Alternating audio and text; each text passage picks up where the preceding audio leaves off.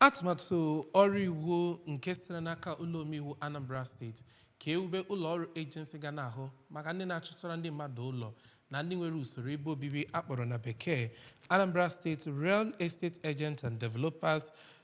Regulatory Agency bụ nke agụgoro ọgụgụ nke ugboro abụọ n'ụlọ omeiwu Anambra steeti. Onye nọ n'isi atụmatụ a bụ onye na-anọchite anya Nnewi South 1 n'ụlọ omeiwu Anambra steeti bụ Honorable Nonso Atuchukwu, onye nta aka anyị Emmanuel Chigbata ji akụkọ.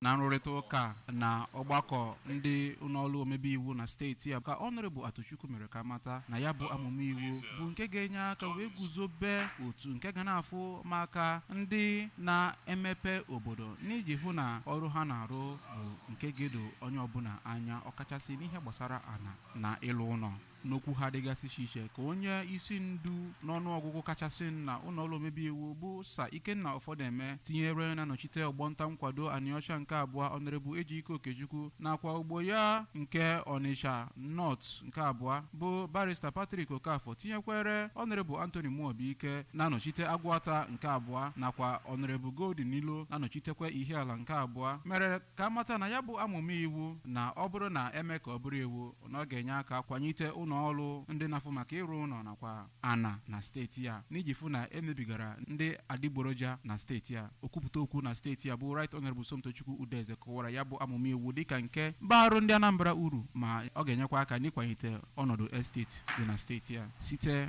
n'ụlọ omebe iwu, abụ m Emmanuel Chigbata maka akụkọ ụwa ABS.